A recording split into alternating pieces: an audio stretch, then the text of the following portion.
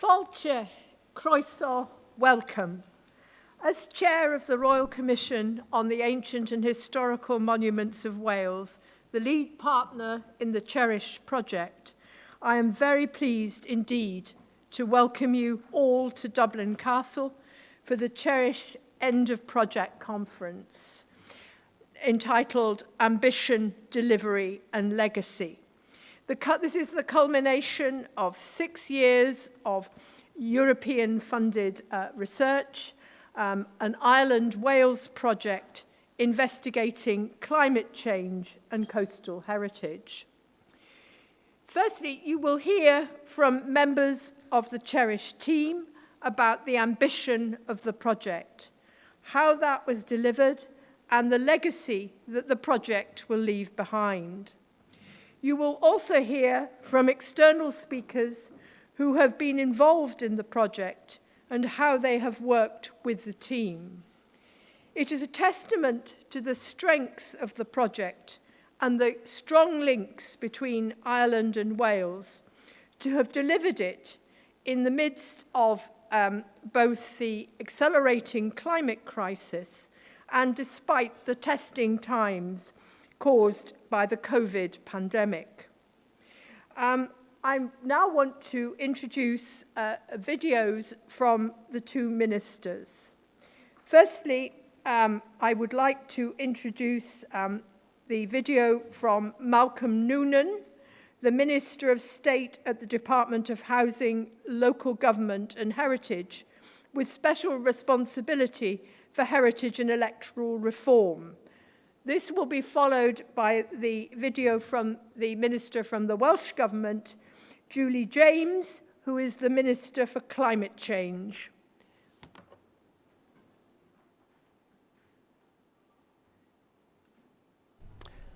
Good morning, everyone. It's a real honour for me to join with you on marking this important milestone in the life of the CHERISH Project. And I'm so sorry that I've not been able to join you in person. CHERISH is a genius project acronym, the Climate, Heritage and Environments of Reefs, Islands and Headlands. Finding a title that captures interest and imagination and which expresses the ambition of a project is not always easy, but you've nailed it. We care about the world around us and the changes that are happening to it. Informed decision-making and informed responses to these changes require sound evidence and reliable data. It also requires a recognition of how climate change challenges, often seen in isolation from or even in competition with each other, have in fact shared aspects and require collaborative and cooperative attention. Since 2017, when the CHERISH commenced, it has brought together 4 principal partners across Ireland and Wales: the Royal Commission on the Ancient and Historical Monuments of Wales, the Department of Geography and Earth Sciences at Aberystwyth University, Geological Survey of Ireland, and the Discovery Programme's Centre for Archaeology and Innovation Ireland. This international, interdisciplinary and interinstitutional project has sought to explore the past as a means of understanding how our climate has changed and over time, and how climate change is impacting our coastal heritage. The research results stemming from the project are being made available to help build resilience and increase capacity and knowledge of climate change adaptation for the Irish Sea and coastal communities. The project has seen significant investment across Ireland and Wales, amounting to some €6.1 million, of which €4.9 million has been provided through the European Regional Development Fund through the Ireland-Wales Cooperation Programme. I am pleased that the project has been supported through the Heritage Council of Ireland, facilitated by the funding it receives from my department. Indeed, there has been a close working relationship between my officials in the National Monuments Service and the project at all stages. The project team has gathered much scientific data about climate change impacts, and it is clear that there is change happening on a continuous basis and all around our coastline. An important part of the CHERISH project has been to start quantifying, mapping and reporting on these changes, which will inform long-term strategies to understand and respond to the impacts of climate change happening now and into the future. By building this evidence base about the impacts and how and where they happen, the project is informing what we may do about those impacts and how we adapt and mitigate changes that affect the places that we care about and value. The project has taken an innovative and multidisciplinary approach using new technology and techniques to map, survey, record and investigate sites. There are many research highlights resulting from this work, including the survey and documentation of some of the most dramatically sited historical monuments located in the diverse coastal environments of Ireland and Wales, such as the promontory forts, abbeys, ring forts and settlement sites, as well as historic shipwrecks on the foreshore and seabed. Over the course of the project, we have witnessed various extreme weather events, including storms and droughts. The project team has seen and will share in the conference today the changes that have been observed in real time. In County Kerry, the ongoing erosion of the iconic promontory fort of Doonbeg is perhaps one of the starkest examples of the power of the ocean and the impact of coastal change on our archaeological heritage in a very short period of time. I am pleased to note that the legacy of the CHERISH project is already supporting my department's progress on our climate change sectoral adaptation plan for built and archaeological heritage. I look forward to the use of the resources developed by the CHERISH project and especially the CHERISH Tool Kit with its associated guidance. The project has taken a practical approach to identifying, understanding and sharing new knowledge. Importantly, it has engaged with and included local communities in a meaningful way with the study areas. Through the publication of highly illustrated newsletters, field schools, open days and workshops, practitioners and communities have collaborated and learned from each other. I want to congratulate all involved in this project. It is clear that the project caught the imagination of many. In Ireland, I know that the CHERISH team was very grateful for the supports given to it by my department's National Monument Service, the Heritage Council, the Office of Public Works and local authority heritage officers. And centrally, the partnership that has been built with our wonderful Geological Survey of Ireland will, I am sure, be one of the true legacies of CHERISH.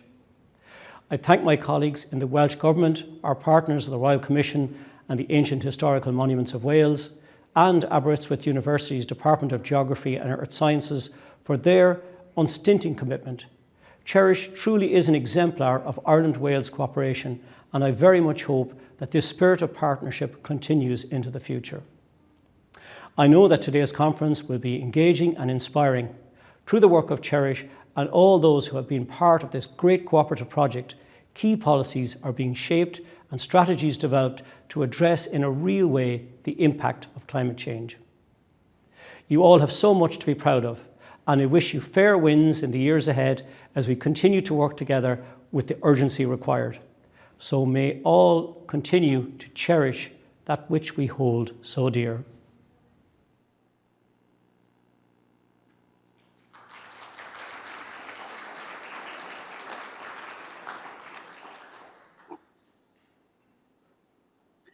Bore Dal Pawb, good morning everyone. I'm really delighted to be able to speak to you today alongside Minister Noonan as we celebrate the achievements and success of CHERISH, and I'm only really sorry that I can't be with you there in person. Today you will hear in more detail what the project has achieved in their aim of raising awareness and understanding of the past, present and near future impacts of climate change on the rich cultural heritage of our sea and coasts. Over the last 6 years, the highly skilled team at CHERISH have integrated a range of cutting-edge skills and tools to help us plan for and manage the impacts of climate change. This includes an extensive programme of field investigations, which has revealed new insights into our rich archaeological record and improved our understanding of long-term patterns of environmental change.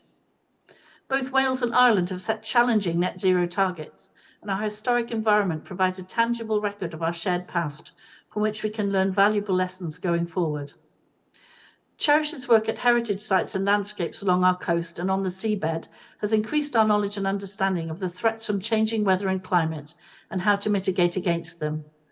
And I was delighted to launch the CHERISH exhibition at the Senedd last year, focused on how climate change is affecting our cultural heritage, as well as showcasing the many sites and landscapes where the project has been working.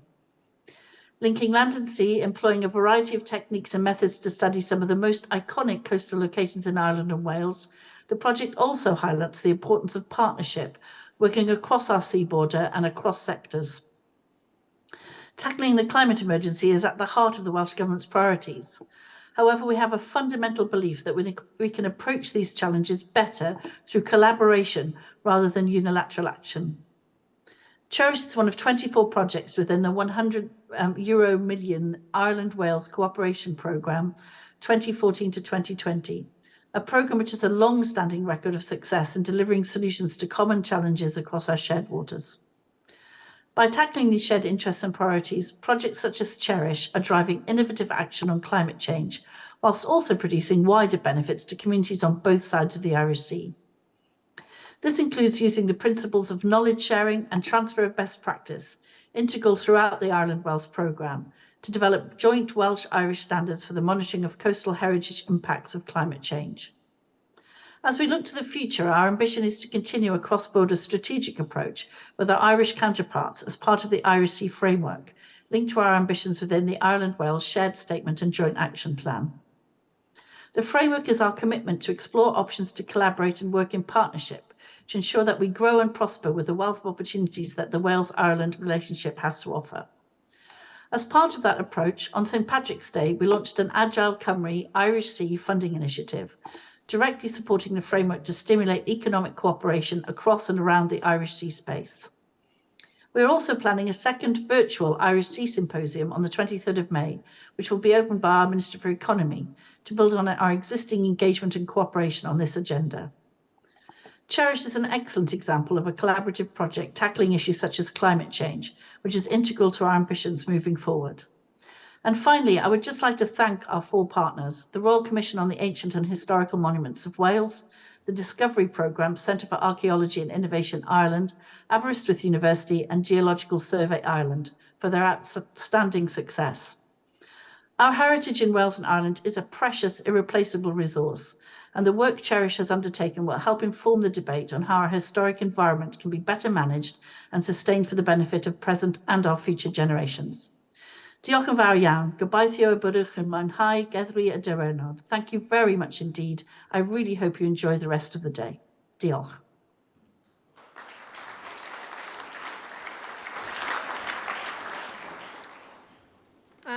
I'm now very pleased to introduce Clare Lancaster, the project manager for CHERISH, who is based in the Royal Commission. Goramaga, diolch yn fawr iawn. Thank you.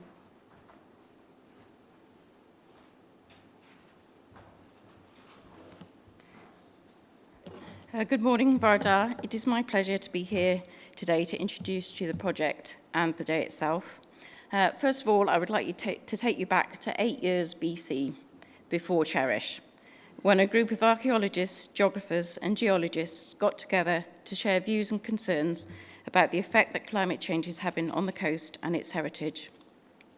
Those meetings initiated the idea for an ambitious European-funded project to raise awareness and understanding of the past, present and near future impacts of climate change, storminess and extreme weather on the rich cultural heritage of our sea and coast. So CHERISH, Climate Heritage and Environment of Reefs, Islands and Headlands, was born in 2015 and was approved for funding through the European-funded Ireland-Wales programme. Funding was through Access 2 of the Interreg programme, the overall objective being to increase the capacity and knowledge of climate change adaptation to Irish Sea coastal communities. Following those initial meetings in Dublin in 2015, the project partners of the Royal Commission on the Ancient and Historical Monuments of Wales, Aberystwyth University, the Discovery Programme and Geological Survey of Ireland developed the project with 4 main aims: reconstructing past environments and weather history, discovering, assessing, mapping and monitoring heritage on land and beneath the sea, targeting data and knowledge gaps to raise awareness of heritage in remote coastal locations, and establishing new metrically accurate baseline data and recording standards. The project began in 2017 following approval of just over €4 million of funding, and subsequently had a further phase added, allowing the project to receive further millions and take us to June 2023. As well as the 4 main aims, there are also 11 CHERISH initiatives developed to raise awareness with coastal communities, and today will allow us to share with you some of the work that has been done to deliver those initiatives. Phase 1 identified 9 initiatives. An integrated joint nation team using the latest innovative technologies and remote sensing techniques to develop joint good practice guidance. To provide a permanent network of the first 3D baseline fixed survey points for data for selected heritage assets for future monitoring of climate change. To provide an enhanced and updated National Historic Environment dataset, helping to inform priority lists for statutory designation. To provide an enhanced paleoenvironmental data inventory from selected locations to reconstruct past environments and inform future adaptation strategies. To provide a number of innovative digital real maps derived from LiDAR and photogrammetry, which will provide 3D geomatic data for planning and management. To provide engaging workshops, seminars and outreach events. To raise awareness and train the citizen scientist in survey and recording, heritage at risk, climate change and storminess impacts. To run community excavations, to train citizen scientists in local communities to record heritage sites at risk. To provide an open access shared website for information delivery and awareness raising. To provide detailed landowner management plans showing cultural heritage assets and climate change threats. And under phase 2, we identified a further 2 initiatives to integrate the CHERISH project with the tourism sector or the blue economy and to integrate with the education sector in Wales and Ireland. So as the project was developed, sites within the funding area of Ireland and Wales were identified as priority areas, and the map here, illustrated by Carys Tate, shows the areas that the team identified. The project was never intended as an all-coast project. We focused on a range of environments and heritage sites: maritime, intertidal, islands and coast edge, promontory forts, shipwrecks, peat deposits, coastal lakes and dune systems. These sites and areas were selected following consultation and assessment of previous work. Work began earnestly in 2017 on both sides of the Irish Sea, and we have witnessed and recorded erosion, exposure and change to our heritage along our dynamic coast. In 2018, 4 major events hit Wales and Ireland, including the Beast from the East, and in June that year we witnessed a heatwave and drought event. Over that year, CHERISH discovered exposed peat layers containing a series of animal footprints dating to the Bronze Age on a beach near Aberystwyth. And during a return monitoring visit to the Sunbeam shipwreck situated on a beach in County Kerry, we were shocked to see that the 200-year-old wreck disappeared, and we were greatly saddened when we subsequently located it damaged and exposed over 2 kilometres away. During that year, winter storms and increased rainfall saw dramatic collapses at 2 important monuments: Dunbeg Coastal Promontory Fort in County Kerry and Dinas Dintley Coastal Hill Fort in Gwynedd. Such collapses take with them valuable archaeology and information about these special places. Put simply, we can't save these sites. We have to accept their loss. But what is vital is that we learn as much as possible about them before they're permanently lost to the waves. It's also important that our work here is planned rather than reactive. And a planned response is exactly what CHERISH is about. And then with an investment of the European-funded Ireland Wales programme, we've achieved a considerable amount since 2017.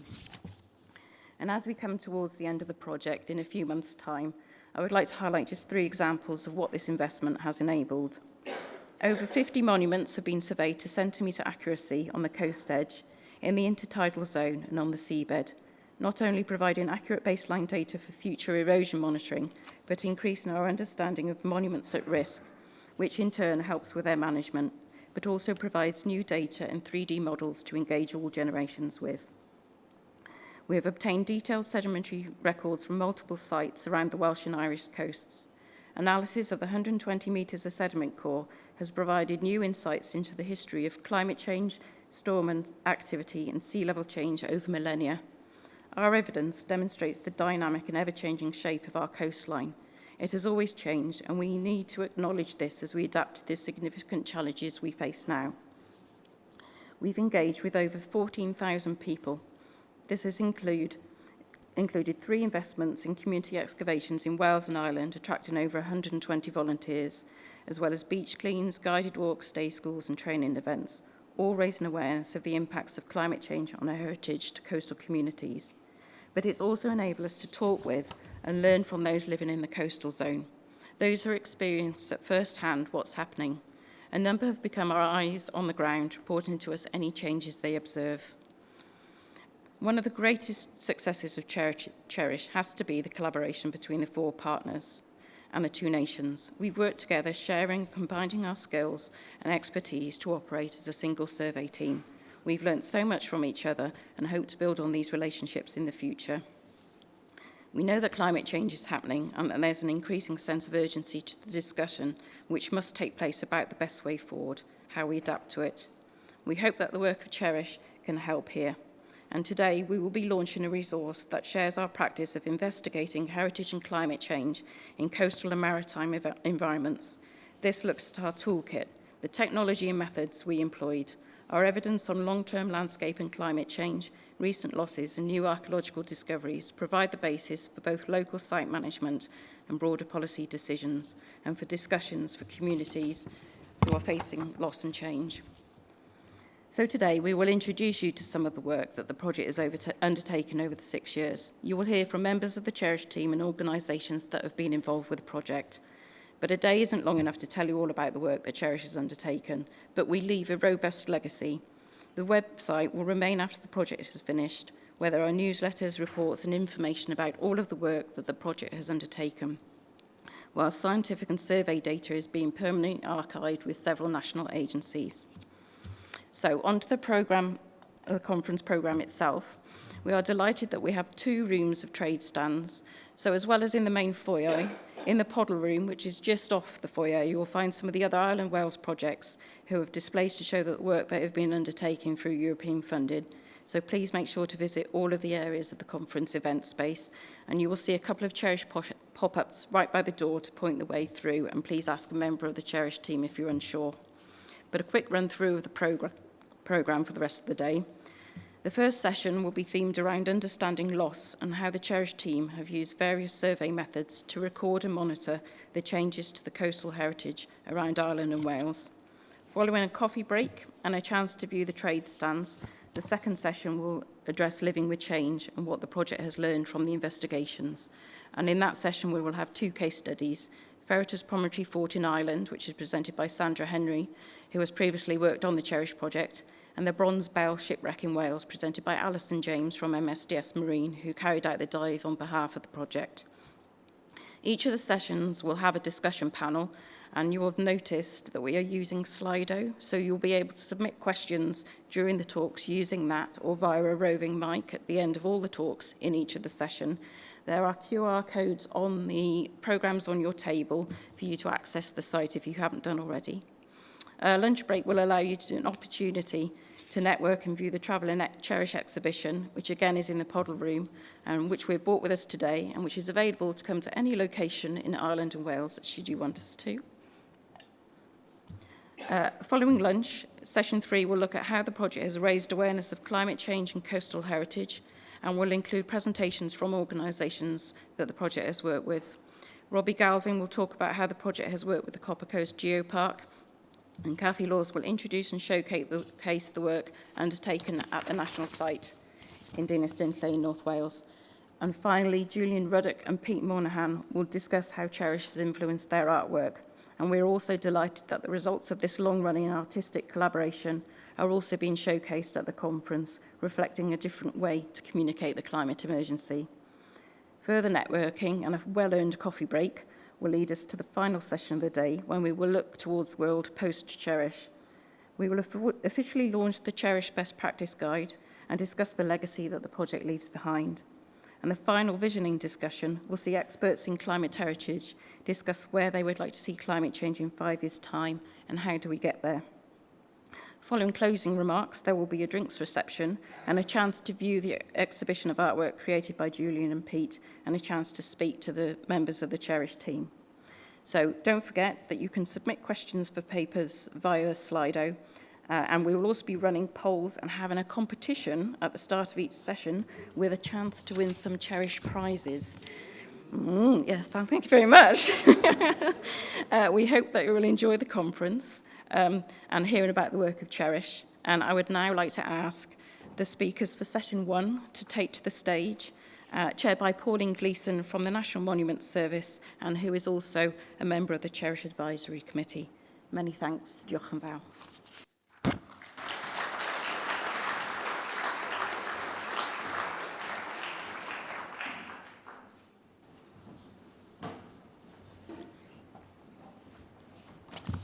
Oh, I forgot my glasses.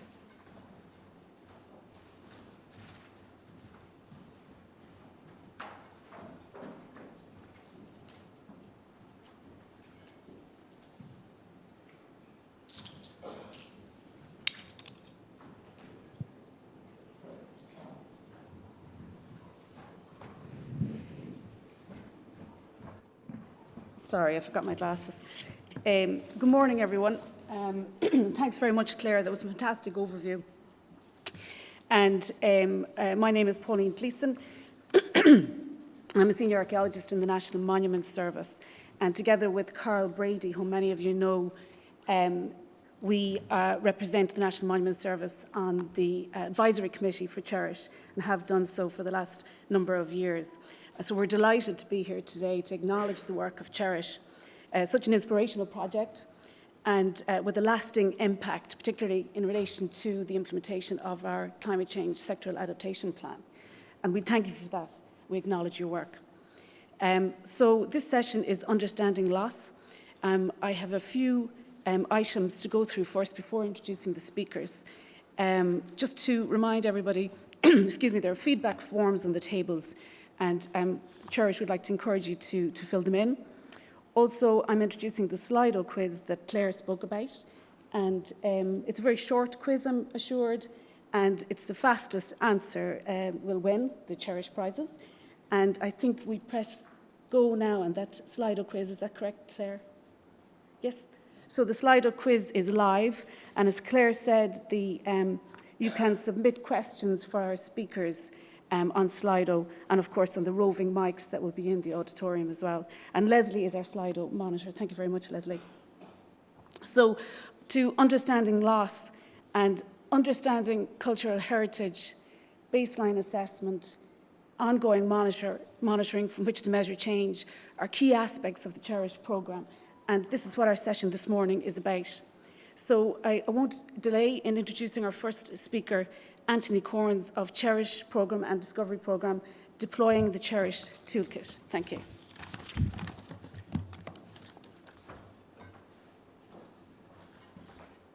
Thank you, Pauline. Good morning, everybody, and thank you for taking the time to join us here today and highlight the achievements from the CHERISH project.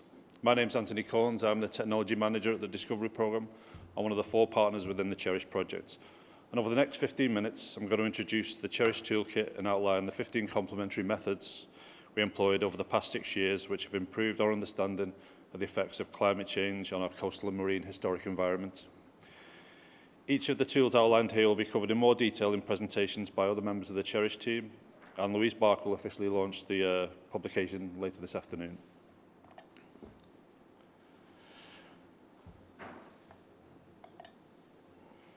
So the CHERISH Toolkit, one of the greatest strengths of the project is the interdisciplinary approach we've taken in the integration of effects, or looking at the effects of climate change on our coastal and marine heritage. The CHERISH Toolkit is a series of technologies, expertise and complementary methods employed by each of the project partners which have enabled us to understand the effects of climate change on our cultural heritage at the coast and in the marine. We've been working in many different environments, including the skies, on the coastal edge, on the waves and underwater, and finally in the more calmer and dry confines of the laboratory and archives. Our first toolkit approach is airborne laser scanning, also known as LiDAR. Here, a laser scanner on board an aerial platform, usually a fixed-wing aircraft, travels across the landscape recording tens of thousands of points a second, which result in an accurate 3D model of the landscape surface, which can be visualized to identify geomorphological and archaeological landscape features, and highlight areas of erosion and loss at the coast. Within the project, several areas were recorded using this approach, including this example of Bardsey Island in Wales. And LiDAR is great for covering large areas such as regional and national survey programs. However, for more cost-effective and responsive ways of recording smaller areas or individual sites is to use UAVs or drones. Over the course of the project, several drones are being deployed and utilised on many sites, enabling us to observe and capture spectacular imagery and video of eroding sites, including this site here of Glascarrig in County Wexford. But more importantly, through the process of structure for motion photogrammetry, we've been able to digitally document in 3D a range of monuments, producing relief shaded and ortho image outputs, Here, the Motte and Bailey site at Glascarrig on Wexford's soft sedimentary coast was recorded in both 2018 and 2021 using the UAV. And analysing the difference between these two 3D data sets, 3D landscape models have enabled us to identify areas of active erosion and accretion. Indicated, the red areas on this image here indicate areas of high erosion. Another aerial or space-based approach is the use of satellite imagery. Free-to-access imagery, such as the EU Copernicus programme, has enabled the project to create bathymetric models for areas such as Dublin Bay. Satellite imagery has the additional benefit that the data is collected on a highly regular basis, here in an instance every 5 days, so the changes in the coastal environment can be identified rapidly. And our final aerial approach is the archaeological aerial reconnaissance, which involves observing and recording the landscape below from a light aircraft, such as a Cessna. From this perspective, we are able to identify and photograph many of our archaeological and built heritage sites in their archaeological and landscape context, such as this dramatic image Toby took of Skellig Michael last year. And importantly, aerial reconnaissance can be employed during advantageous times, such as drought conditions, which enable the prospection of crop marks, revealing hidden archaeology beneath the surface. Here, a potential enclosure is visible at Marlows, Pembrokeshire in Wales. With our feet more firmly on the ground, the first of our terrestrial-based methods is geophysical survey. Through the use of a range of devices such as magnetometers, electrical resistivity, ground-penetrating radar, we're able to identify hidden archaeological features which potentially could be lost, especially through coastal erosion. At the Dinnestinley Hill Fort in Gwynedd, several geophysical methods were utilised across the site, enabling the identification of buried archaeological structures and features, which were later exposed through the process of excavation. In paleoenvironmental reconstruction, to understand how climate change has affected our heritage, we can look back through time using these methods. Through the process of coring sedimentary sequences, long-term evolution of our coastal sites has been better understood. Through the analysis of cores, we are able to identify changes in human agricultural activity, vegetation, landscape change, and also the specific areas of historic and ancient storminess. A more traditional approach used in archaeology is terrestrial metric survey, and is one of the most common uses within most survey sections. It uses non-invasive survey techniques, still actively used by professionals today, but advancements in technology with GNSS have enabled data to be collected much faster, more accurately, and more precisely. Within the CHERISH project, we've used these methods to produce interpretation plans of archaeological sites, such as this site in Limey Head, Promontory Fort in Pembrokeshire. And to assist the accurate monitoring of sites going forwards, a series of permanent survey markers have been established around heritage sites, both in Ireland and Wales. And for those sites where upstanding remains are still visible, such as tower houses, castles, and other historical structures, detailed documentation using 3D terrestrial laser scanners has enabled the CHERISH project to record these buildings to high specification and precision. Periodic surveys enable the team to monitor structural decay on many sites, including this friary at Clonmines, County Wexford. And we've highlighted areas where erosion and stone degradation has taken place and conservation probably needs to take place in the near future. And for those sites which are sitting precariously close to the eroding edge, traditional excavation is the only real way to record and expose some of the sites before they're lost. Within the CHERISH project, excavations at Carvai and Heritage Promontory Fort in Kerry produce new insights at life on the edge. And where sites are actively eroding and significant portions of the monuments have already been lost, cliff face recording of exposed sections has provided an invaluable way to understand the phasing and structural components of many archaeological sites, such as these on Waterford's Copper Coast. And for those areas where coastlines were systematic recording and analysis was required, the CHERISH project employed the established method of coastline zone assessment. Through collaborative fieldwork between archaeologists, geologists, geomorphologists, and additional other skills, sites and erosion status of North County Dublin's coastline was established and new sites identified. Within the maritime environment, the CHERISH project was able to utilise the expertise and infrastructure of the Geological Survey of Ireland's mapping fleet to record inshore waters. Improved bathymetric surveys surrounding our coastline, such as Puffin Island here in Wales, and on historic shipwrecks, such as this example of the Manchester Merchant in Kerry, has enabled the development of improved management plans and analysis of wreck deterioration. And where more detailed inspection of historic wrecks was required, traditional archaeological diving was utilised, and the use of robotic operated vehicles, or ROVs, was used within the project also. Using underwater photography and photogrammetry enabled the project to provide detailed survey of the underwater remains and how they've changed over the past years. Even though the project has many different examples of technology and survey capabilities at our disposal, the ability to carry out desk-based analysis on many of our study sites has also proved very invaluable. Analysis across a range of historical documents, including plans, sketches, photographs, antiquarian drawings and descriptions, has enabled the CHERISH project to document and understand the loss of several sites, including here at Doonbeg Promontory Fort on the Dingle Peninsula in Kerry. And for scientific data, a key component to many of the archaeological and paleoenvironmental investigations within the CHERISH project require the ability to date sequences and archaeological structures. And using C14, lead isotope and thermoluminescence dating techniques has been crucial for the development of the archaeological chronologies and better understanding of our past environments and human activity. And finally, through the use of apps and citizen science, CHERISH has enabled local communities to record their dynamic coastline and archaeological sites, allowing people to contribute to the management and monitoring of their own historic coastal environment. So thanks for this opportunity to present the CHERISH Tool Kit in its entirety. And as stated earlier, many of the methods outlined here will be explored in more detail with the speakers who follow this. And please take time to go and see the CHERISH exhibition, which is, as Claire mentioned, at the end of the main room there. And a lot of the sites we worked on and a lot of the techniques we used are kind of explored in more detail on this exhibition also. Thank you very much.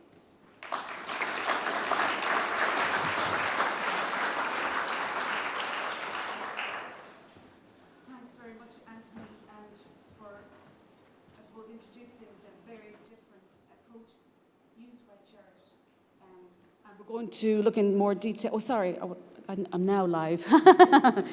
Thanks, Anthony, for deploying the various approaches used by CHERISH into this fantastic document, which is going to be have a really long use, certainly in terms of our own work and particularly in relation to climate change sectoral adaptation plan. But also for ourselves and others, you know. So it's very very well written, very well illustrated. It's a fantastic document. So going through the individual items in more detail now, I'm going to introduce Kieran Craven from CHERISH, TechWorks Marine on behalf of the Geological Survey of Ireland, and who will talk about Maritime Survey, Seeing Beneath the Waves. Thanks, Kieran. Excellent. Thanks, Pauline. Thanks for everyone for joining us today. So Ireland and Wales are two coastal nations with a very large marine influence, and our positions on the east coast of the Atlantic and the mid-latitudes means that the marine element has a large control on our weather systems and our climate. A lot of storms coming in from the Atlantic, and we're never too far away from a good storm over here.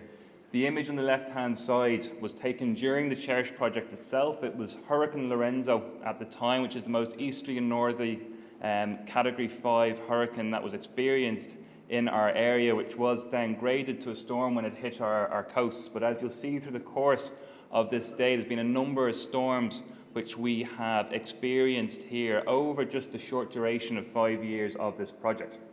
And from the marine element, what we are interested in trying to look at and in CHERISH is what is happening offshore, which has an influence on the waves, on the tides that are particularly associated with these high magnitude storm events.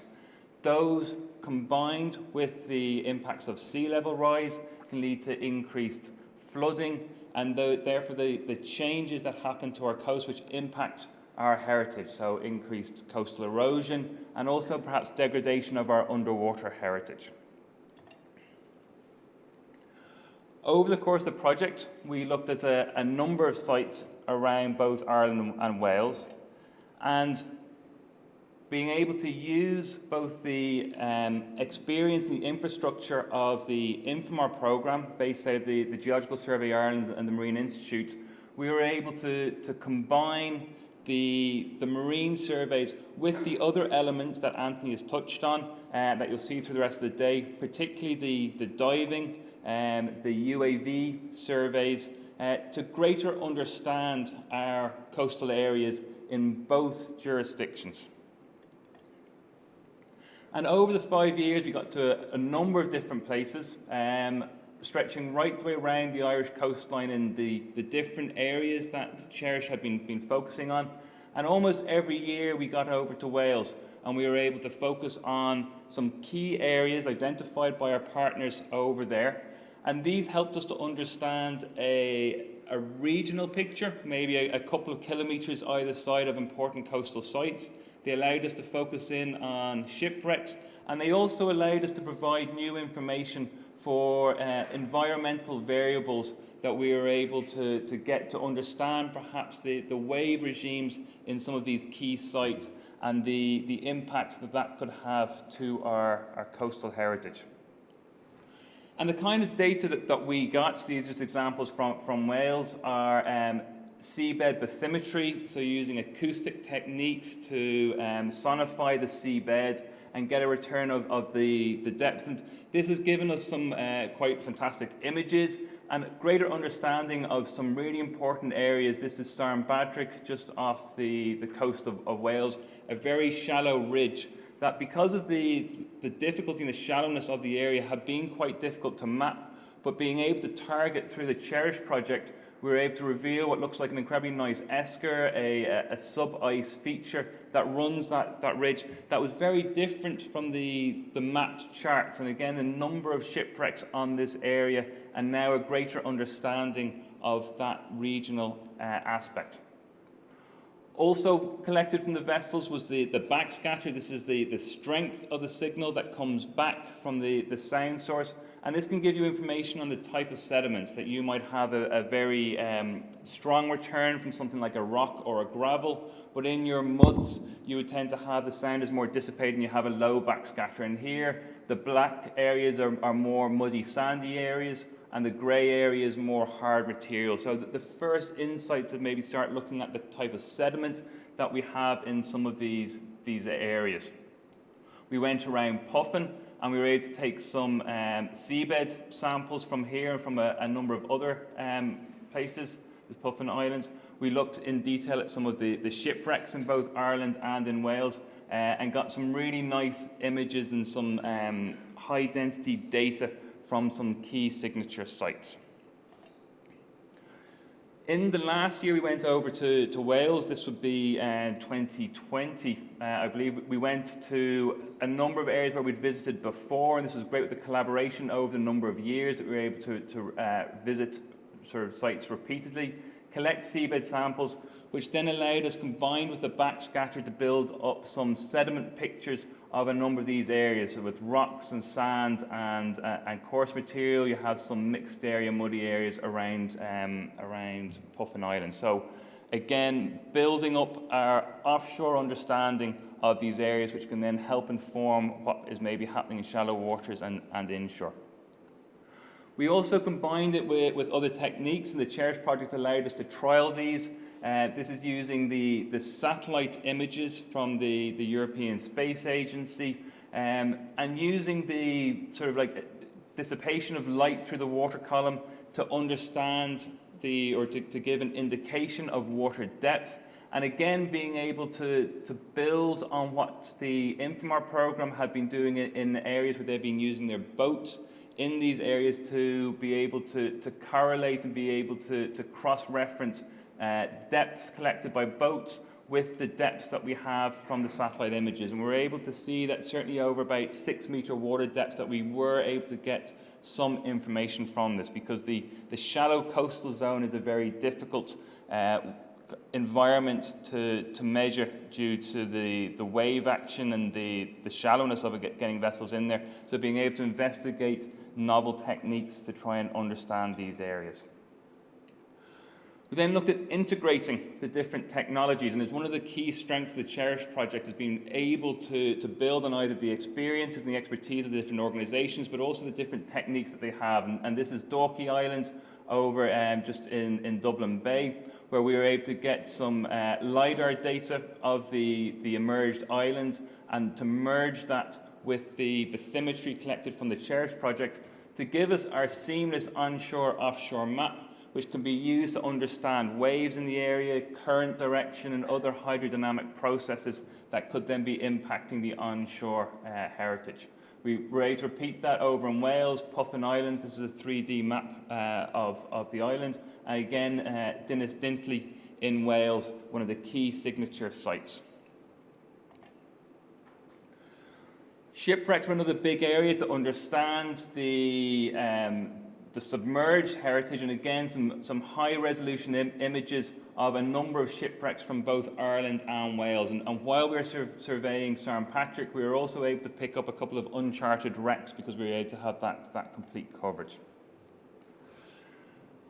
And I think one of the key elements, certainly for me, and that CHERISH allowed us to do, was to go to the same area and get those repeat surveys. That it wasn't just a chance of going once and seeing what was there, the snapshot, but seeing that change over time that can then start allowing us to understand the processes that are impacting these sites. And when we then combine our knowledge of what these sites look like with perhaps some environmental parameters, this is wind coming from all directions, these are the waves that we then see are predominantly coming from the south in this exposed area, the City of London on the southeast coast of Ireland, we can then do our analyses of difference. And just off the screen here are our DSMs of difference of the successive years, where blue is where we see sediment accretion, red is where we see sediment erosion.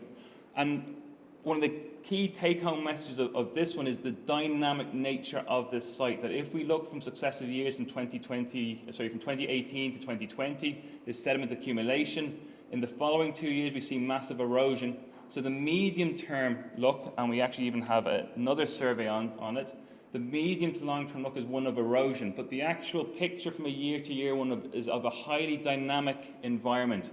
And this is where perhaps we can start to focus our understandings to see, being able to go back to these areas to see how dynamic they are, how much they're changing, and the impacts that therefore has on our heritage.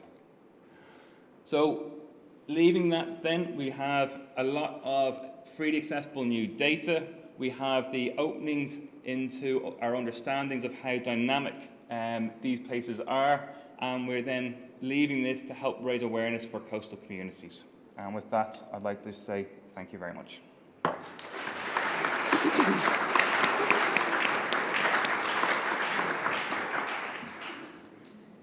Thanks very much, Kieran. You can really see the level of detail in one individual approach, and it's really fantastic. I have a few moments to remind everyone about the Slido that you can submit questions to the speakers, and also to let you know that if you need more information about our speakers, the information is within your conference information. Our third speaker, so going from beneath the waves to the air, is Toby Driver from CHERISH and the Royal Commission of Ancient Historical Monuments Wales, aerial survey documenting joint nation coastal heritage from above. Thanks, Toby. Thank you, Pauline. Bord ar pawb, good morning, everybody. It's my pleasure to be here from the Royal Commission in Wales to talk about the discipline of aerial survey within the CHERISH Tool Kit approach. As Anthony's already said, aerial survey can encompass anything from airborne laser scanning, usually supplied by contractors, through to aerial survey in a light aircraft or helicopter, and then down to fixed-wing or quadcopter-style drone surveys as well, which has all been deployed within the CHERISH project. I'm going to be focusing pretty much today on aerial survey from a light aircraft. Here we are seeing Ballinskelligs Abbey last May. So the rapid reconnaissance and recording of archaeological sites, anything from 30 to 50 sites an hour from about 1,500 feet in a light aircraft with a nice 200 or 300mm lens, and focusing and getting shots like this with sub-meter resolution, capturing a moment in time of a site useful for a legal record and condition check as well, and also here with Ballinskelligs seeing through the offshore waters as well to a certain degree. So there's a question with the ubiquity of drones now, why we still take to the air and hire an aircraft from an airport. So here's a little diagram showing what the flying offers alongside the drones. And both are complementary. One can't exist without the other, really. In an aircraft, we have anything from 3 to 5 hours endurance in the air, suitable for regional or country survey. We have to fly within visual flight rules, so we can't fly through fog banks or clouds, but we can travel to up to 130 miles an hour. So it's great if, west coast of Wales, Pembrokeshire, all the way up to Clare and Anglesey, or Dublin down to Wexford in 2.5 to 3 hours. It's excellent for rapid deployment of a camera and an archaeologist. As opposed to that, with the drone is ideal for local or small site survey. You have about 25 minutes flying time there. More complicated, you have to have landowner permission, insurance and so on in place. And usually have a visual line of sight of about 500 metres. They obviously have different parameters for fixed-wing drone survey as well. But each offers a very different approach to studying an archaeological site. And ideally, this is how aerial survey should work in its widest scope within the toolkit. We have the observer-directed approach, rapid access, often to remote sites, rapid identification of sites as well, and the ability to rapidly pass on information when it's seen. And here we have a coastal cliff colliery in Pembrokeshire at Trevane. The main photograph last year after a considerable coastal bracken burn there on the in the Pembrokeshire Coast National Park on the coast path there as well. So we photographed that as part of a 2 or 3 hour flight. The next morning we could send pictures to the National Park in Cadw. The central stack of the colliery is a listed building as well. And that photograph is currently being used in the new annual report for the National Trail Officer at the Pembrokeshire Coast National Park. But it provides limited detail. So last month we were fortunate enough to go back with a small team and carry out drone-based photogrammetry of the coastal colliery before the vegetation grows back. So we have to contact the private landowner, deploy signage on the path, and get a team out there to do GNSS control points to lock the survey down. But that's now on Sketchfab and gives us a fantastic high-detailed digital terrain model of the remains. And this is the sort of complete package, the complete deployment of the toolkit approach, which we've tried throughout the CHERISH project. So air survey in a light aircraft or helicopter remains one of the best ways to rapidly respond to seasonal or weather conditions. As Anthony said, in a drought like that in 2018, you may have 2 or 3 weeks to respond to crop marks appearing in the coastal landscape. Here we've seen this site before, but this is quite a surprise. This is a Romana British-style defended enclosure here at Marloes on National Trust land in Pembrokeshire, with a large pit outside its entrance, remains of a roundhouse inside. This peninsula was first overflown in 1949 by Cambridge University photographers, St Joseph, looking for archaeology, and here we have new archaeology revealed in 2018. We saw similar results in 2018 for the Bruna Boyne landscape, of course. So the ability to keep a rapid roving eye on the landscape, that turn of the fields, the turn of the crops, is one of the strongest ways to discover and record new archaeology before it disappears after a rainstorm. Within the CHERISH Project too, we've tried to respond rapidly to extremes of tide and season, but also following key storms, as Kieran mentioned. Storm Ophelia really battered the coasts of Wales and Ireland in 2017. 5 days later, we were able to get out, when it had calmed down a bit, to carry out rapid photography of the Pembrokeshire landscape, with the clean-up operation happening at Newgale here, where the shingle bank had been bulldozed back across from the road. Aberystwyth Beach, with a massive erosion of the beach car park here. Porthorau Coastal Promontory Fort as well. Just getting that snapshot in time, that legal record. Those have formed part of our National Monuments Record Archive now for the following century or more, for people to come back and consult as well. Perhaps one of the most rewarding parts of the CHERISH project, the bit I most look forward to, I think, back in 2015 in the planning stages, was the ability to share our practice with flying to colleagues in Ireland. Now, there's plenty of aerial archaeology has happened over the years in Ireland as well, but it's been good to get more flying done in the CHERISH project. And I'm pleased to say that over 3 epochs of flying, you see there on the map, out of Cork, Western Airport and Kerry Airport, we've achieved 25 hours of collaborative aerial survey, and more has been done then by our Discovery Programme colleagues as well.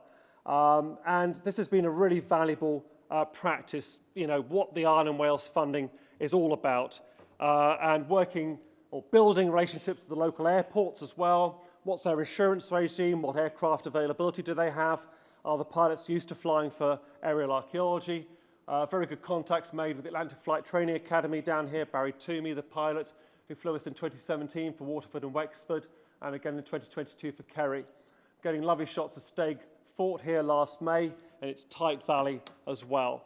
And hopefully there's a legacy of practice, of confidence to hire aircraft in the future and take them up over landscapes as time dictates. Another super rewarding part of the project in 2019 was the Air and Earth Conference, a day conference in the Botanic Gardens, followed by a 2-day parallel UAV and drone school and a flying school for 13 delegates, including professional archaeologists and heritage practitioners as well. We brought across Damien Grady from English Heritage, Historic England, to share his good practice too. You know, looking at a ground school, photo settings, f-stops, exposure, composing the shot, but also passing on the message that really once you're in the air, all the money's been spent. You're there, the pilot's there, the weather's there, you've got the aircraft, so relax and compose some good shots. Don't come back to the airport with a lot of blurred imagery. You know, it's about sort of calming down and remembering why you're there and getting those perfect images. And we've had some really successful reconnaissance trips as well. There was a need to carry out new aerial reconnaissance over Dublin Bay and its offshore islands and properties and some of the baseline study sites. It's extremely difficult to do with drones because of the controlled traffic region for Dublin International, a very busy landscape. So in 2019, everything came together to work with Western Airport to get us in at 500 feet, working closely with air traffic for 2 hours of survey over Dublin Bay. And Rob Shaw and I were very lucky to see the stack of steam there, virtually no wind, very good water visibility and low march light in conditions that may not be repeated for some time. Looking over the Aviva Stadium here as well, setting out to Howth. We were able to survey over a couple of hours south from Dalkey Island, Dunleary, Howth, Island's Eye, Dromanna, and Braymore, going north. Around 600 air photographs taken because we may not get back out here again for some time, and even out to Rockabill Lighthouse and so on. So sub-meter resolution images, stereo pairs where we could, getting good landscape photography for image impact, and then archaeological recording with inshore waters around Shennick's Isle here as well, and new shots of Dromanna. So a really successful batch of images there, and these going through into the Irish archives, of course, via our Discovery Programme colleagues. We mustn't forget the power of an image, whether by drone or from an aircraft. This image of Rush has proved popular since being taken in 2019. It shows the vulnerability of the coastal properties here, the historic Martello Tower, the harbours, and the geology as well. So there is, alongside the hard job of recording and documenting and the legal record, that emotive power of these images to engage the audience and engage communities. And it was nice after COVID and other issues and stormy periods to finally get back down to Kerry last May for some really valuable recording, 8 hours of recording over 2 days in between 2 quite stormy periods of weather. Rob, Ted, myself, Hannah, with Barry coming across and relocating an aircraft to Kerry Airport for 2 days of survey, getting out over the stunning landscapes, recording some of our key baseline study sites like this castle and promontory fort in the foreground here as well, and trying to get as much work done while they have the opportunity with the funding and the collaborative work in place. Revisiting some of our baseline study sites in the aircraft, Ballinskellig Castle on the left, Ferreters Promontory Fort on the right, with the excavated roundhouse backfilled that we'll hear about from Sandra later on. These sites have been surveyed with drones, photogrammetry and so on, but getting back out there with the aircraft at 1,500, 2,000 feet and scanning wider over Ballinskellig Bay for fish traps, submerged walls, wrecks. You know, it's that valuable interaction of all the techniques to thoroughly survey these monuments for posterity. And we see in this photograph already today at Skelligs, but getting out to the Skelligs was very good. An aircraft really is one of the best and most stable platforms to get out rapidly to offshore reefs and islands. The pilots usually have engine fails. Rob and I were wearing life jackets and have been given a good briefing about ditching if it happened. Luckily it didn't. But once all that's taken out of the equation, we can get 12 kilometres off in that weather window we had for a few hours. Ted luckily got back out there later in the week to get some really important new survey to augment all that important drone photography and imagery that we have for these islands as well. So it's been a very positive experience. The aerial survey, just one of our many toolkit approaches, but one which I hope that collaboration between our nations may well continue in the future as well. So many thanks indeed. Diolch yn fawr.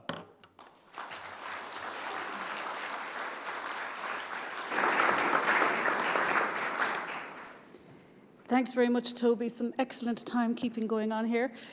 I'm going to move now to Geoff Duller from CHERISH and Aberystwyth University, Scientific Dating and Chronology. Thanks, Geoff. Thank you very much. Good morning, ladies and gentlemen. What I'd like to do is to talk a little bit about one of the other elements of the toolkit that we've heard about, and that is to do with scientific dating and producing a chronology for some of the features, both archaeological and geomorphological, that we've been studying as part of CHERISH. One of the most important techniques, of course, for this is radiocarbon, and that's a technique that's been used widely through CHERISH and that many people here will be familiar with. The method that I want to talk about, though, today is a different one. It's that of luminescence dating. Now, radiocarbon dating is wonderful, but of course you need to have some sort of organic material, something that's going to contain some carbon in order to provide you with a chronology. And that is not always available. You might not always have wood or charcoal in your sample. So an alternative approach is to use luminescence dating. And luminescence studies the actual mineral grains that make up the sediment that often covers archaeological sites or that make up the geomorphological features that we're interested in. And it relies upon the principle that naturally occurring radiation, radioactivity, that is in the environment all around us, the building that we're in, cosmic rays from space, soil that is around us, all of these have low levels of naturally occurring radioactivity, and that radioactivity delivers energy. And a property of some very commonly occurring minerals, such as quartz and feldspar, is that they can store some of this energy within their crystal structure. And the longer they're exposed to that radioactivity, more energy is accumulated. In the laboratory, we can bring these minerals back into the laboratory and we can make them release that energy. And when they release that energy, it comes out in the form of light. So we actually get light from these mineral grains. And essentially, the brighter that that light, the older the sample. So what we have in the middle image here is a picture of some quartz grains mounted on a disc. And in the image to the right there, what's happening is we're encouraging that release of energy. And you can see those grains starting to glow, and then they decrease again, and they decrease because we've emptied all the energy out. It's like a battery. Once you've discharged it, it's gone. So how can we use this for dating? Well, it turns out that these mineral grains also have another useful property. A good analogy here for what these mineral grains are doing is to think of them as rechargeable batteries, a bit like the battery in your mobile phone. And one of the interesting properties of these mineral grains and this signal is that when we expose it to daylight, that releases the energy.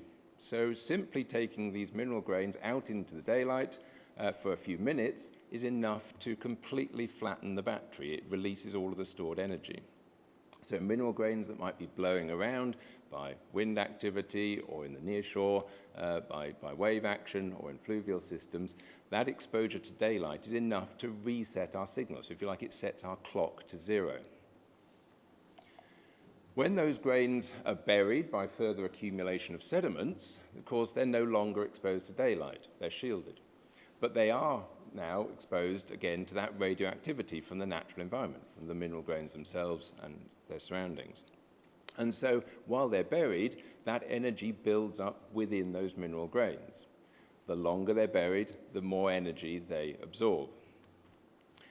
We can then come along and collect those samples, bring them back to the laboratory, and measure the luminescent signal. And essentially, the brighter that luminescent signal that comes out, the brighter the light that we see, the larger the radiation dose that they've been exposed to. And this gives us the basis for a clock, for a dating method. So the luminescence enables us to estimate how much radioactivity they've been exposed to while they were buried, since they last were exposed to daylight. If we then go in and make some additional measurements to measure how radioactive the sediment was, and that's a fairly standard method that we can apply, there's a number of different approaches there, then we can work out how much radioactivity they're exposed to each year, and if we divide one value by the other, we calculate the age. So this is our clock. This is the basis for luminescence dating that enables us to date the mineral grains and the last time they were exposed to daylight. So I'd like to show you a couple of examples of how we've used this as part of the CHERISH Tool Kit, and the first site that I want to go to is one that we've heard about already a couple of times, and that's Dinas on the northwest coast of Wales. And as we'll hear about later on today as well, of course, there's been a very important excavation occurring at this hill fort as part of under the CHERISH project, and that exposed a very important roundhouse that's been the subject of a lot of investigation. The image on the left here shows the excavation pretty well at the end. The one on the right shows part of the excavation while it was undergoing, and you can see on the here part of the wall making up the roundhouse, and these are the sediments that had previously buried the whole site.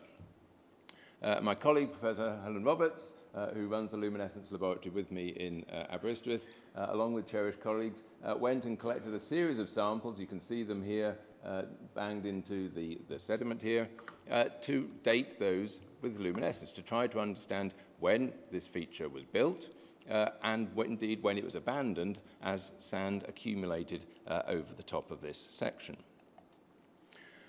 And these are the ages that we got, and you can see them both as in thousands of years before present and as common era, dates common era. And you can see that at the very base of this section, we get a date of 110 common era, and that's presumably dating the sediment upon which this structure was built. There's then quite a significant hiatus between that age and the one immediately above it, of almost 1,000 years. So we get an age of 1100 common era here, and that's, we interpret, to do with the time while this site was occupied, and the date of 1100 is presumably when sand was starting to accumulate within the roundhouse itself, so it tells us that by then presumably it had been abandoned. And the ages above that then go up in age, 1320, 1460 common era, and 1790. And this records the continued accumulation of sand being blown up off the adjacent beach, ultimately burying this site completely until it was excavated. Dinas, of course, sits within a much wider environmental context, and we can see the hill fort at the bottom of this image, stretching away to the north. We have the wetlands, Carnarvon Airport, and to the north, the coastal spit of Morfa-Dintley, which is picked out very nicely in this LiDAR image up at the top here. And we were interested to try to understand the nature of that wider environment in which people living at Dinas were living. So this next image is from flying over the Menai Strait looking south. So in the foreground, this is Morfa-Dintley, the airport here at Carnarvon, and then down to Dinnestinsley at the south there.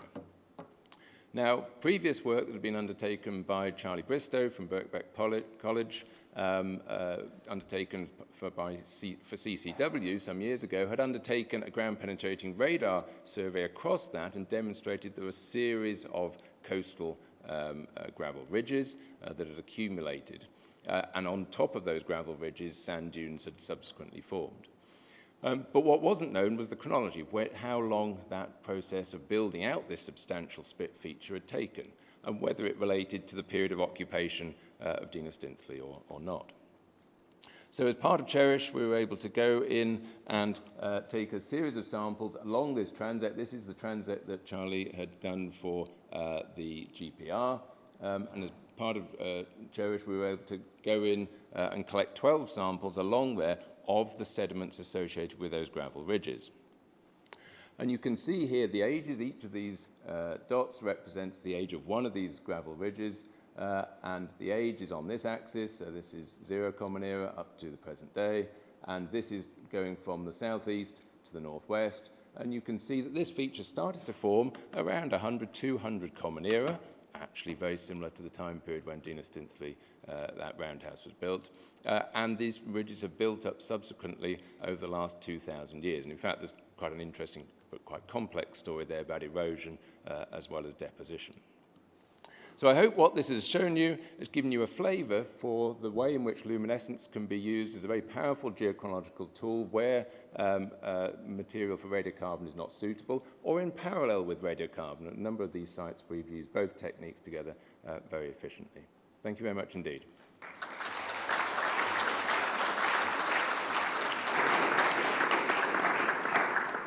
Thanks very much, Geoff, and thanks to all our speakers. Leslie, we're just going to do a combination of questions from Slido and from the floor. So is there already a question from Slido? Yes, we have a question from I'm not sure we can hear you there, Leslie. Yeah. So,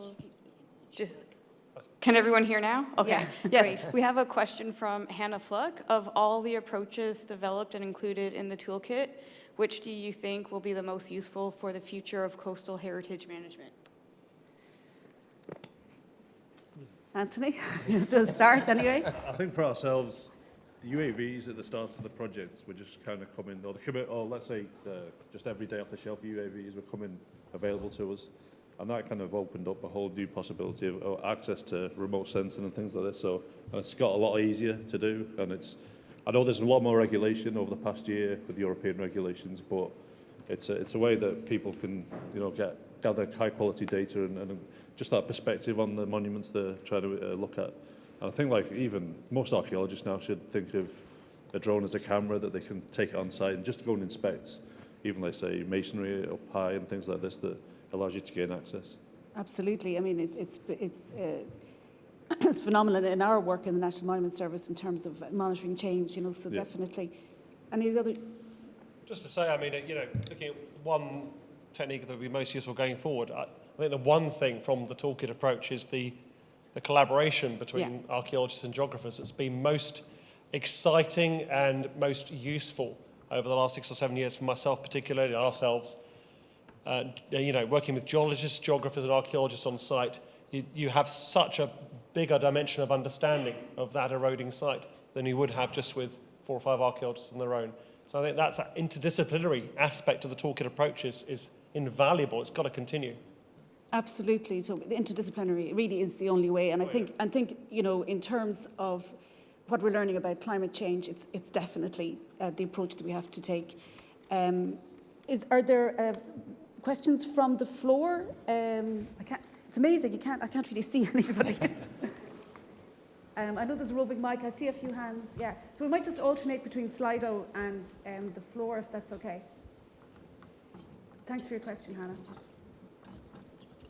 Okay. Good excellent presentations. Was there a conscious decision to ignore the estuarine landscapes? Like the low energy, you seem to pick sites that are sort of dramatic, iconic. And there's big estuarine, Cork Harbour, Blackwater, where you have huge areas of unmapped intertidal zone. mudflats. It seemed an obvious project to look at, given that there's Strandford Lock project and the Shannon Estuary work.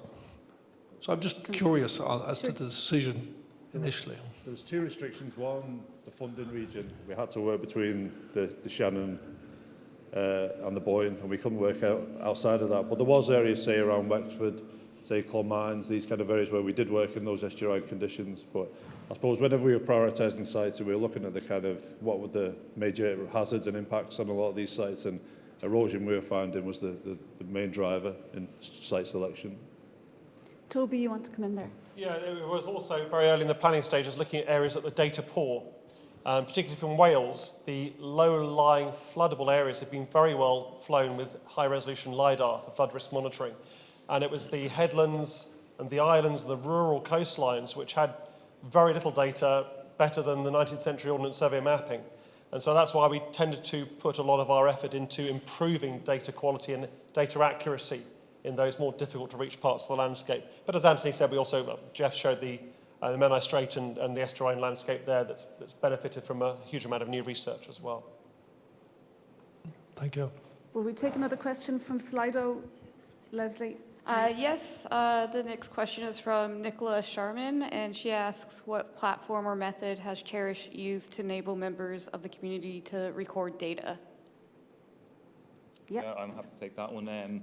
We were very lucky to work with a number of collaborators, and somewhere in the room here, where we were able to develop an app that we were able to trial out with members of the community. And it was to try and get people involved, to try and get people to start looking at their landscape. So we were able to get volunteers from the Copper Coast Geopark to go out and record sections of a road and coastline, where using the geolocation on their phone, they're able to take photos of that area to then start being able to build a picture of the change that's happening there. And again, to complement the techniques that what we've been able to apply that can range from the vessels might get there anywhere between 1 and 3 times over the course of the project. The UAVs, you might be able to go sort of several times a year if you are. This was able to get people on a much shorter time getting out in the fields to start recognise change in the area, and so we have found that useful. And in terms of private owners, landowners, what was the experience there in terms of groups, was there in terms of communicating and the understanding of climate change threats? Yeah, no, and it's a very good point that you raised, is the permission aspect of it and the insurance. So we took an approach where we went to public areas only, so it was public beaches is where we went to. We also, to trial it, we used groups that had existing insurance as well, that we were able to piggyback on the back of that. So we didn't have that issue of access. So we didn't because it can be quite... Yeah. Any further questions from the floor? If there aren't, I don't see anything at the moment. Are there another question on Slido? Great. Leslie, thanks. Yes, we have quite a few questions on Slido, actually. But I'll go with the one that has the most votes. So the next one is from Oscar James. How do you collect samples for luminescence data? Is it similar to sediment or ice cores, but on a more localized level? Yeah, very good question. One of the challenges, of course, with the luminescence is we're dating the last exposure to daylight. So the one thing we mustn't do is expose the sample to daylight while we're collecting it. So the very straightforward way to do that, in terms of if it's a relatively open sediment, sort of a sand or something, is to clean up a section and hammer a tube in, a plastic tube, block both ends. And the key is to collect a sample in a good archaeological context, so you can get that relationship between the archaeology and the sediment that you're dating, and make sure in that plastic tube that it's protected from daylight while you collect it and carry it back to the laboratory. Thanks very much, Geoff. Is there another question there, Leslie? Yes, and the next one is also for Geoff. So a bit of a pragmatic question for Geoff, sorry. How expensive is luminescence dating? Is it significantly more costly than radiocarbon? And that is from Neil Jackman. Yeah, no, it's a very good question. Unfortunately, yes, it is more expensive. It's sort of typical sorts of costs are sort of the order of £400 or £500 per sample, so it is significantly more expensive, unfortunately, than radiocarbon. Partly because there are many more measurements. We're actually measuring more parameters. In radiocarbon, you're essentially only measuring the concentration of C14, of that one isotope. Unfortunately, we have to make quite a few more measurements and of more parameters, so unfortunately it's a little more expensive. But come and talk to a luminescence laboratory. You never know what they might say. Okay, we can take another couple of questions, yeah. Okay, the next question is from Naomi. How have you found engaging large industries such as fisheries, offshore renewable developments, alongside local communities on culturally important but resource valuable sites?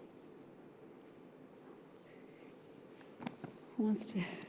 Yeah, I can start on that for a few of them. Because of from the marine side, anyway, the bits that we were involved in, because of the coastal nature of it, we were actually away from a lot of the other stakeholders. So we weren't in areas of offshore renewable energy, we weren't in prime fishing areas as well. So from that element, we didn't have any issues, and there was sort of no need for any major consultation. We've always encountered when we're in areas from members of the public, I think everyone has an interest in archaeology and everyone has an interest in the landscape around them. And certainly, like, you know, the excavations aside, most of the techniques that we're applying are non-invasive as well. So there's actually very little change to the area.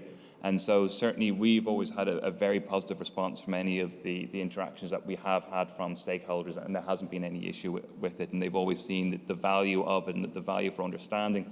And people are always very keen to feed in their own knowledge and understanding of the area to the project. I suppose, like Toby said when he was organising the flights in Dublin, it's about building up that expertise and knowing who to ask for permissions and those kind of things, which will stay with us as an organisation moving forward beyond the project. And I think the stunning images, Toby, that we saw there, the promontory fort at Dramana, you know, aerial images like that really have a resonance with the public, and they can see both the beauty and the heritage, but also the threats that are imposed and how vulnerable sites are. So they're very stunning images. A further question, Leslie, thanks. I have two questions which are similar from Oscar James and Siobhan, both asking if the data that was collected through CHERISH is publicly available, and Siobhan is specifically asking about the aerial photographs and the LiDAR data. Yeah, so for Ireland, I suppose all 4 partners will be making the data available through different portals. So we'll be depositing all our data with the Digital Repository of Ireland, and then that'll be openly accessible, free for anybody to use as they choose. And there'll be a metadata associated with that also. And then I know for, say, Toby and the guys in the GSI, they will all have different portals that allow people to get access to all this data. So everything we've collected will be available. And that's kind of the power of what we do. Some of these baseline surveys will be valuable in 10, 20 years' time. So when people can start making comparisons, when the surveys get carried out again, to identify those areas of loss and also accretion. And we talked about the lasting impact, so it's the surveys, but it's also the toolkit. So I expect there will be a lot of interest in going back again and again to the material to learn from it. So in terms of the toolkit, will that appear on all individual sites, or is the CHERISH website will continue, or where will the toolkit be housed in that way, or available in that way? The CHERISH website. Well, like, I suppose it's published now, but the actual published book will go on each of our repositories as well as a publication. So fantastic. Be free to use as well. I just say, I mean, that's one thing we built in, I think, from very early on in the planning of the project, is to avoid the cliff edge of the end of the project. And that's why we've got these 4 partners with big data legacies in each of our archives. And whether it's an archive of cold stored peat cores at Aberystwyth University, or on the Royal Commission database, you can just search for CHERISH Project. It brings up thousands of records, and the photographs are free to use under license. So yeah, I think we thought early on, how do we avoid that drop off, and how do we build that legacy in early? Yeah, and I know John O'Keefe will be talking about legacy later. So once again, to thank all our speakers. It was a very interesting session. Thank you very much.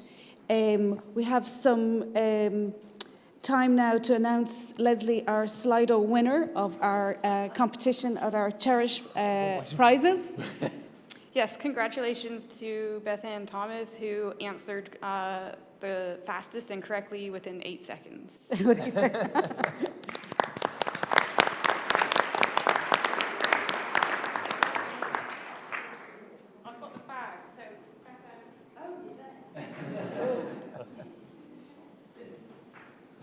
Still 2 more chances, Geoff. So it remains for me just to remind everybody about the CHERISH exhibition in the Podle Room back here, also the stands outside, and in terms of the National Monument Service and the Department of Housing, Local Government and Heritage, there's a stand for our underwater section and climate change sectoral adaptation plan. And actually, Laura has reminded me that copies of our plan, which were published in 2019, are available to take away there out in the lobby there. So we're going to break for coffee until 11:30, and we're asking for people to return at 11:30. So it remains to acknowledge our speakers, and thank you very, very much.